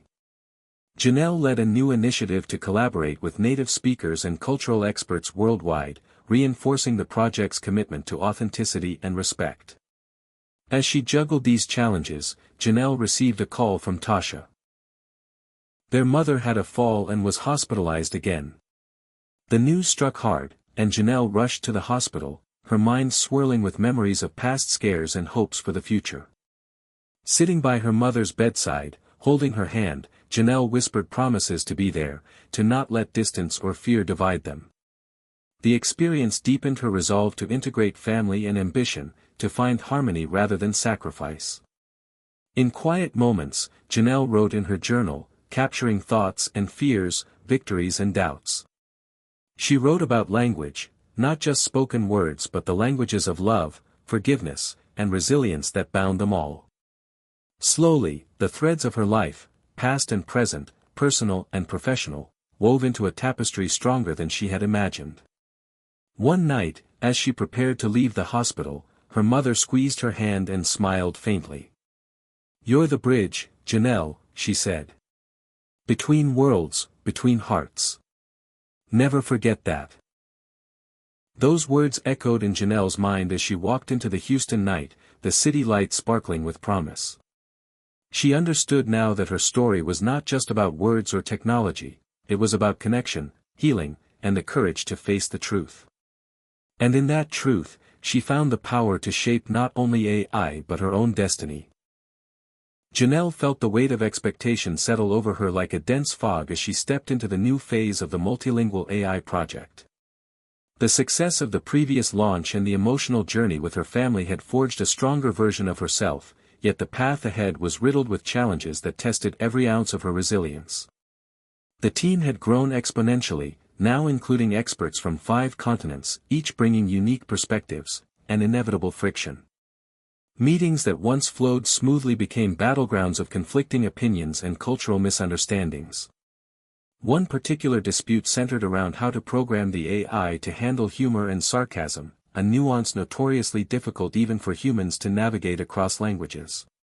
Janelle found herself mediating heated debates, drawing on her experience bridging worlds, between tech and emotion, between her own past and her future. She reminded her team, "We're not just building software. We're building empathy, and empathy demands patience." Outside work, Janelle faced new personal trials. Her mother's health was stable but unpredictable, requiring constant vigilance. Janelle's sister, Tasha, struggled with resentment toward Janelle's demanding schedule, and their relationship strained under the weight of unspoken frustrations. Janelle longed to be present for her family but also felt the pull of a career that was rapidly expanding beyond her wildest dreams. One evening, after a particularly tense phone call with Tasha, Janelle sat alone in her apartment, the city's hum a distant murmur. She realized she needed a break, not from work, but from the relentless pressure to be perfect in every role. The following weekend, she took a spontaneous trip to a small coastal town in Texas, seeking solitude and clarity. The ocean's vastness reminded her of the possibilities ahead and the importance of embracing imperfection. Returning refreshed, Janelle approached the project with renewed vigor and a deeper sense of balance. She advocated for mental health resources for the team and encouraged open dialogue about stress and cultural challenges. This openness fostered a more collaborative atmosphere, and innovative ideas flourished. One breakthrough came when Janelle proposed integrating storytelling into the AI's language algorithms, allowing it to convey not just information but emotion and context through narrative. This approach resonated deeply with the multicultural team and attracted attention from industry leaders. Invitations to speak at conferences and panels multiplied, and Janelle found herself becoming a prominent voice in tech diversity and inclusion. Despite the acclaim, she remained grounded by her mother's words about being a bridge, reminding herself daily that progress was not just measured by technology but by human connection. In the midst of this growth, Janelle received an unexpected call from Elon Musk. "We're expanding the AI into space communications," he said. "This is uncharted territory, and we need your expertise." The opportunity was thrilling yet daunting. Space was the final frontier, and the stakes could not be higher. As preparations began, Janelle faced moments of self-doubt, but the support of her team and family fueled her determination. With each step, she broke barriers, between languages, cultures, and even galaxies, transforming challenges into opportunities. The chapter closed with Janelle looking out over Houston's skyline, a woman reshaped by struggle and triumph, ready to lead humanity into a future where understanding transcended borders and technology became a true reflection of the human spirit. Janelle's days had grown longer and more intense as the space communications project advanced, but the echo of her past, especially the shadows from her father's absence, continued to ripple through her thoughts. One evening, after a grueling meeting with engineers debating the nuances of space-to-Earth language protocols, she found herself wandering the quiet halls of SpaceX, feeling a familiar ache of unresolved questions. The project demanded perfection, any miscommunication in space could be catastrophic. Yet, Janelle's own life was filled with messages left unsaid, wounds never fully healed. She reached for her phone and, after a hesitant moment, dialed a number she hadn't called in years. The voice on the other end was tentative, distant, yet somehow familiar. It was her father. "Janelle," he said softly, "I never stopped thinking about you." The conversation was stilted but honest, peeling back years of silence. He spoke of mistakes, regrets, and a desire to make amends. For Janelle, the call stirred a whirlwind of emotions, anger, relief, confusion, all mingling in an unexpected dance. Over the next weeks, their communication grew, each conversation a small bridge spanning a gulf of pain. This new connection forced Janelle to reflect on forgiveness, not as forgetting, but as freeing herself from the chains of resentment. At work, the space project pushed forward with breathtaking speed. Janelle and her team were tasked with developing AI capable of translating distress signals and instructions between Earth languages and the emerging communications protocols used in orbit and beyond. The technical challenges were immense, requiring not only linguistic skill but cutting-edge AI innovation. Janelle's deepening emotional journey infused her leadership with empathy and insight. She insisted on building a system that accounted for cultural context and emotional states, even in the cold vacuum of space. One breakthrough came when the AI successfully interpreted a simulated emergency involving a stranded astronaut sending fragmented, panicked messages in multiple languages. The team erupted in celebration, knowing they had crossed a threshold. But success did not erase the personal battles. Janelle's renewed contact with her father brought both comfort and turmoil. Her mother was skeptical, protective of her daughters, and hesitant to reopen old wounds. Tasha wrestled with feelings of betrayal and confusion, unsure where she stood in this new family dynamic. Janelle navigated these delicate relationships with growing maturity, learning to hold space for others' pain while honoring her own. Late one night, Janelle found herself at her mother's bedside, the soft rhythm of her breathing a grounding presence. "I'm scared," her mother whispered, "but I want you to live fully." Those words stayed with Janelle as she prepared a presentation for a global summit on AI ethics in space exploration. She spoke about the importance of communication, not just as data exchange, but as connection across vast distances and differences. Her speech was met with standing ovations and invitations to collaborate on international projects. Yet, even amid acclaim, Janelle remained focused on the human stories behind the technology, the stories of forgiveness, hope, and resilience that shaped her journey. As the chapter closed, Janelle stood beneath the Houston stars, feeling both the weight of her past and the promise of the future. She understood now that to reach the stars, one must first reconcile with the echoes from within. Janelle had grown accustomed to navigating the complexities of her life, the demanding pace of her work, the delicate threads of family reconciliation, and the endless quest to perfect AI communication across languages and cultures. Yet, nothing had prepared her for the unexpected arrival of an ally who would challenge everything she thought she knew. It began on an ordinary Wednesday morning when Janelle was buried in data from the latest AI language simulations. A knock on her office door interrupted her concentration. She looked up to see a tall man with a confident smile standing hesitantly in the doorway. "Hi, I'm David Reynolds," he said, extending a hand. "I work with Neural Net Innovations. I believe we share common goals." Janelle shook his hand cautiously. David explained that his company was pioneering neural interface technology designed to enhance human-AI collaboration, particularly in language processing. His work complemented her own, and he proposed a partnership to integrate their systems. Intrigued but wary, Janelle agreed to a trial collaboration. As days turned into weeks, David's expertise and fresh perspective injected new energy into the project. He challenged assumptions, pushed boundaries, and brought a level of technical finesse that impressed the team. More importantly, he seemed genuinely invested in the human side of the technology, often speaking about empathy and connection in ways that resonated deeply with Janelle.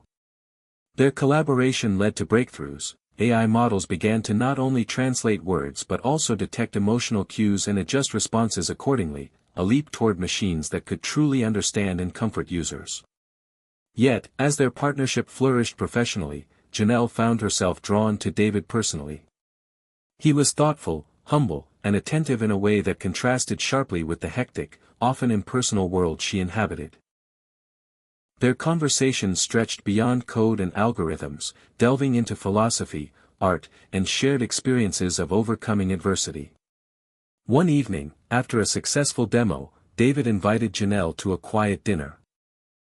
Under the soft glow of candlelight, they spoke candidly about their pasts, David's struggles growing up in a small town with limited resources, his determination to break cycles of poverty through innovation, Janelle's journey from a hotel maid to a leader in tech, fueled by resilience and a refusal to be defined by circumstance. The connection was undeniable, yet Janelle remained cautious. She had learned that trust was earned, not given lightly, especially when so much was at stake. Meanwhile, tensions at work simmered beneath the surface.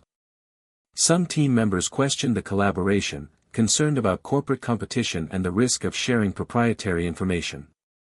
Janelle found herself balancing diplomacy and conviction, advocating for openness while safeguarding her project's integrity. Amid this, her mother's health took a sudden turn for the worse. The news hit Janelle hard, grounding her priorities and forcing difficult decisions. She arranged to work remotely for a period, juggling hospital visits and virtual meetings. David's support during this time was unwavering. He offered to help manage the project's technical aspects and even drove her to appointments when she was exhausted.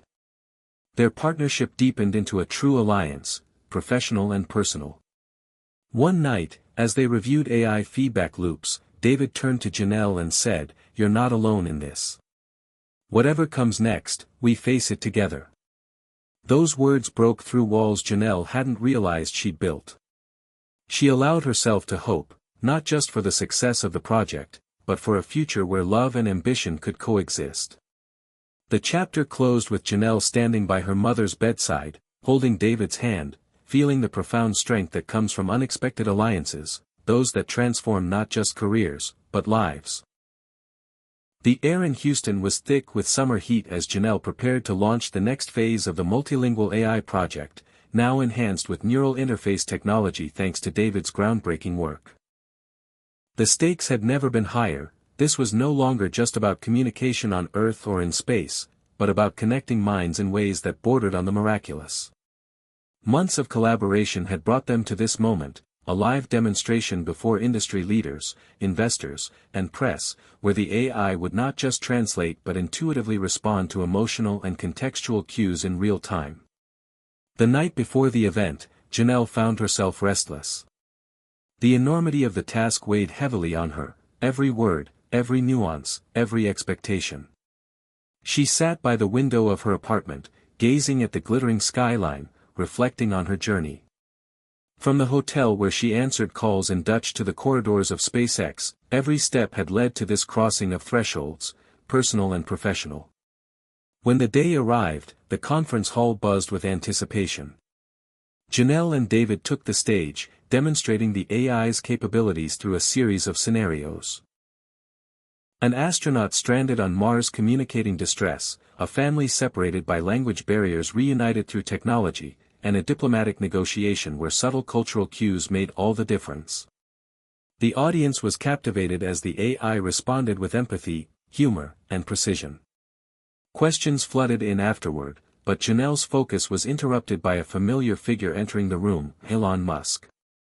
His presence was both grounding and intimidating.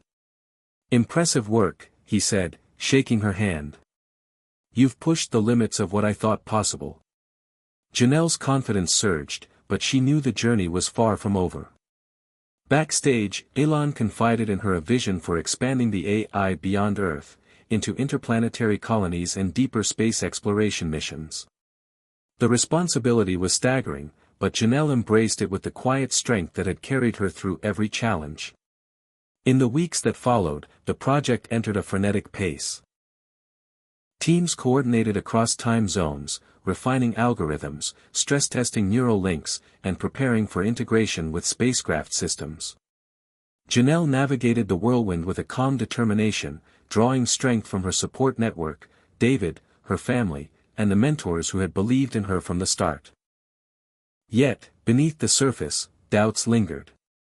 Could the technology truly bridge the vast distances between human hearts? Could it overcome the isolation and fear that space travel entailed? One evening, after a long day, Janelle found herself speaking with her mother on the phone. "Remember," her mother said softly, "even the stars need darkness to shine." The metaphor resonated deeply, reminding Janelle that progress required patience, resilience, and hope. The AI's next trial was a simulated deep space emergency, where communication delays and emotional stress tested the system's limits. Janelle watched intently as the AI responded, calm, compassionate, and adaptive. It was a moment of validation, proof that their work had transcended code to touch something profoundly human. As the chapter drew to a close, Janelle stood on the rooftop of her building, the vast sky above filled with stars, each one a reminder of the endless possibilities ahead. She understood that crossing thresholds meant embracing uncertainty, forging new paths, and believing in the power of connection to transform not just technology, but lives. Despite the dazzling successes and growing acclaim, Janelle could no longer ignore the shadows creeping into her world. The pressure to perfect the AI's performance across languages and emotional contexts was relentless, and with each milestone came new doubts, about the technology, her team, and even herself. One afternoon, a glitch in the neural interface during a live simulation sent a distress signal misinterpreted, causing confusion among engineers and raising concerns about potential failures in real missions. The incident sparked heated debates within the company, with some executives questioning whether the AI was ready for deployment in high-stakes environments like space communication. Janelle found herself caught between defending the progress and acknowledging the limitations. The incident forced her to confront the uncomfortable truth that despite advances, technology could never be infallible. Meanwhile, tensions with her sister Tasha flared anew. Tasha accused Janelle of prioritizing her career over family, especially as their mother's condition became more fragile. The unresolved pain of their shared past and divergent paths simmered beneath their exchanges. Janelle felt torn, wanting to be present for her family but knowing the stakes of her work. The weight of these conflicts wore on her, leading to restless nights and moments of isolation. At the same time, David noticed the change and reached out. "You don't have to carry this alone," he said gently during one late-night video call. His support reminded Janelle that vulnerability was not weakness. She began to open up, sharing her fears about failure and the burden of expectations. The team rallied as well, embracing a culture of transparency and collective problem-solving. They developed a rigorous new protocol to catch errors early and improve AI responsiveness under stress. This collaborative spirit rekindled hope amid the doubts. On the personal front, Janelle made an effort to reconnect with Tasha beyond the strained conversations. They spent an afternoon together, revisiting childhood haunts and sharing memories long buried. The experience softened old wounds, revealing their mutual longing for understanding and support. Meanwhile, Janelle's renewed conversations with her father grew more candid, offering insights into generational struggles and forgiveness. The balance of personal growth and professional challenges underscored the complexity of her journey.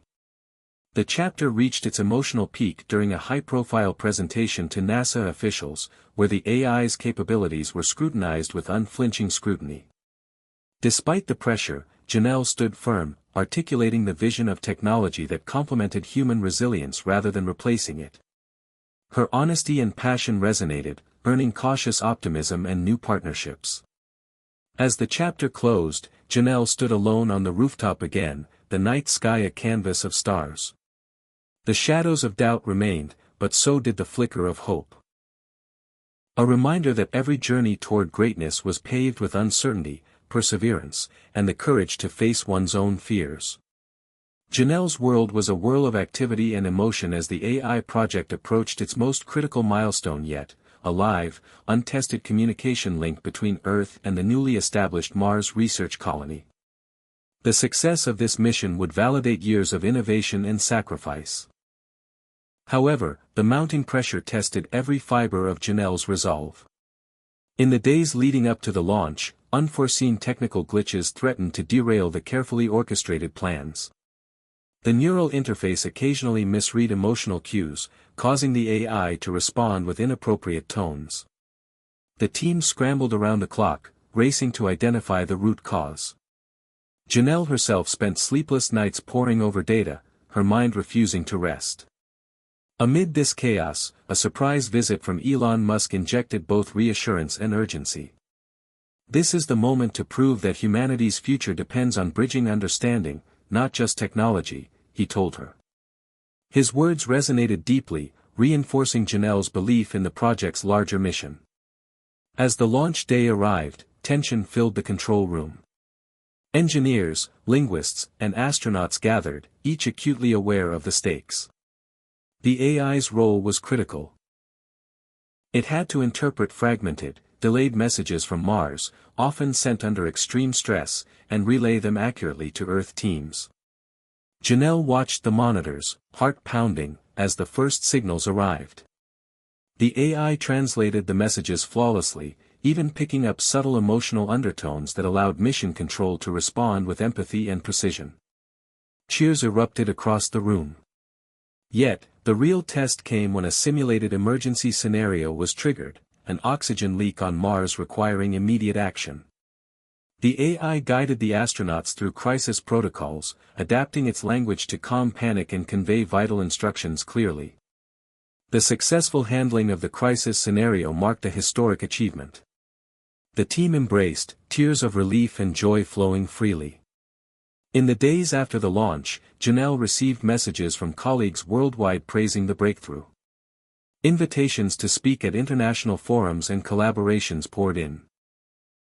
Yet, amid the celebrations, Janelle took a moment to reflect on the personal sacrifices made.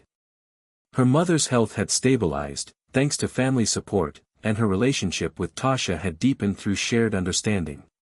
David remained her steadfast partner, both in work and life. Together, they envisioned future expansions of the AI, beyond Mars, toward deeper space and even Earth's remote communities. The chapter closed with Janelle standing on the balcony of her apartment, looking up at the stars with a renewed sense of purpose. The turning point had arrived, not just in her career, but in the evolution of human connection itself.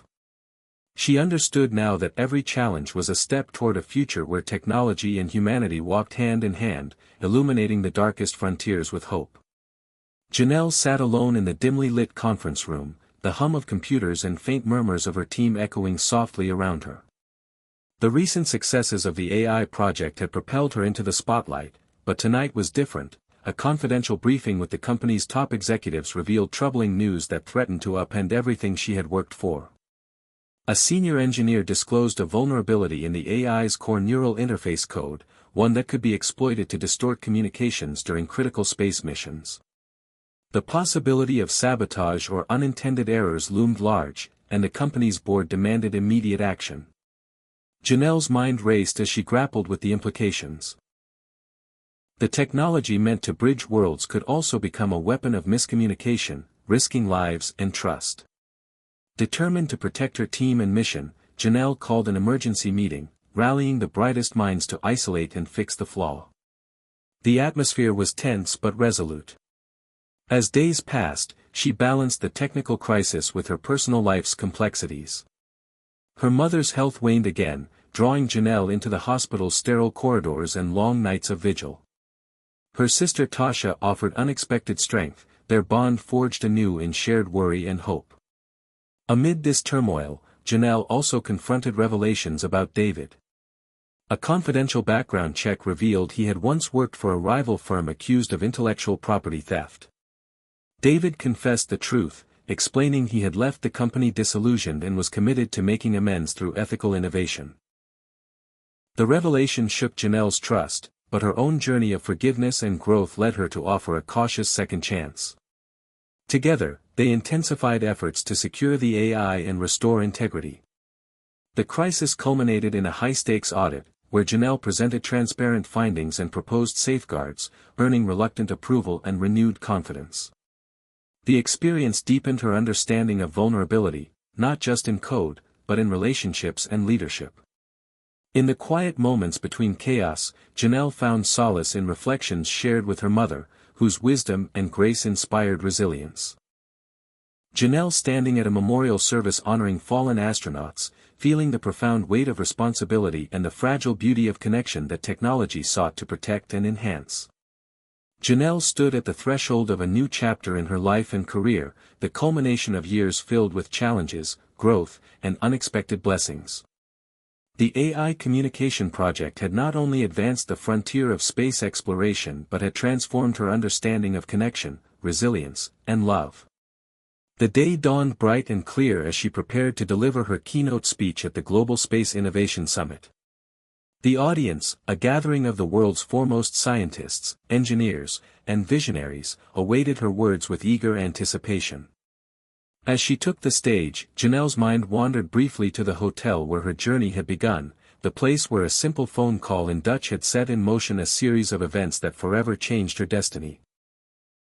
She began by sharing that moment, asking the audience, "What if you suddenly lost everything and had no one by your side?"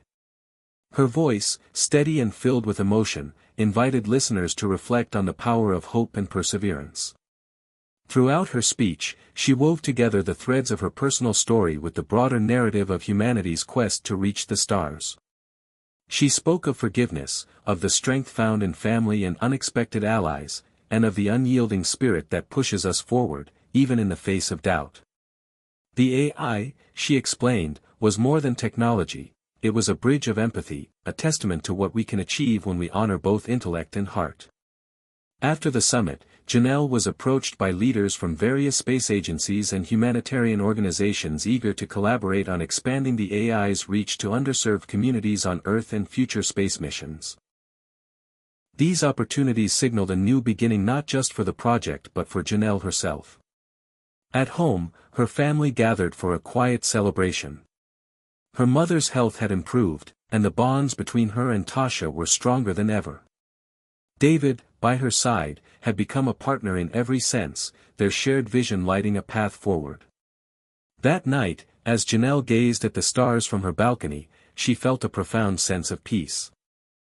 Life had thrown its harshest storms and brightest lights her way, and through it all, love had been the constant compass.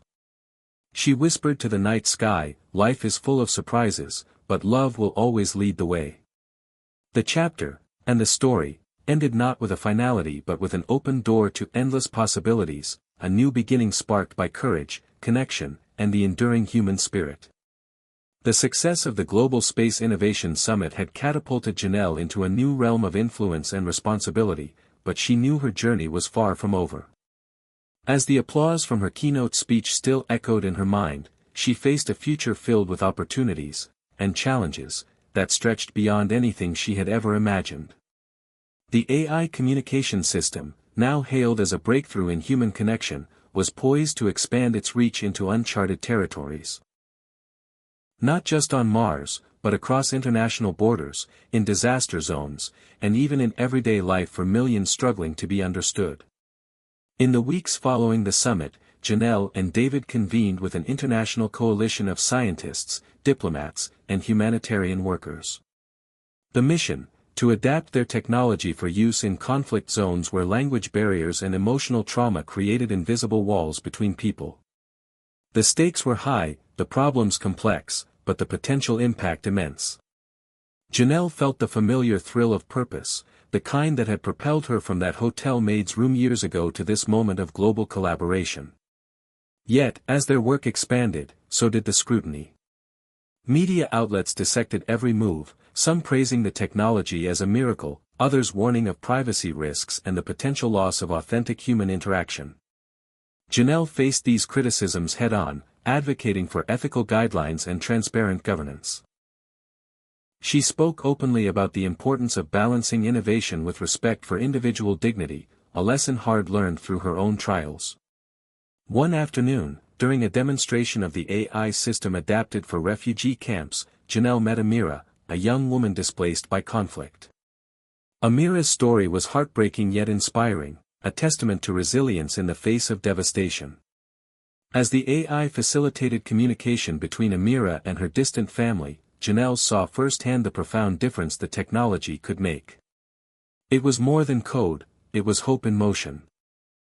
Amid these successes, Janelle also navigated personal growth. Her relationship with David deepened, their partnership rooted in shared dreams and mutual respect. They planned a future that blended innovation with family, determined to build a life that honored both. Meanwhile, Janelle reconnected with her roots, visiting the hotel where her journey began, reconnecting with old colleagues, and volunteering in community programs that supported young women from underprivileged backgrounds. She understood that her story was not just about reaching the stars, but about lifting others as she climbed. The chapter's emotional core came during a quiet evening when Janelle sat with her mother on the porch, watching the sun set over the city skyline. They spoke of legacy, purpose, and the power of perseverance. "You've come so far," her mother said, eyes shining with pride. "And the journey is just beginning." As darkness fell, Janelle looked beyond the horizon, feeling the pull of the unknown. The future was uncertain, filled with risks and promise, but she was ready. For every challenge, every fear, there was the unshakable belief that connection, across languages, cultures, and even worlds, was the greatest adventure of all. With a steady breath, she whispered into the night, "Here's to what's next." Janelle stood in the quiet lobby of the Blackstone Hotel, the place where everything had started years ago. The soft hum of conversations and the clinking of glasses drifted through the air as the hotel prepared to host a special event celebrating innovation and resilience, the very qualities that had shaped her journey. It was hard to believe that the woman who once answered a phone call in Dutch while working as a maid here was now a recognized leader in global technology.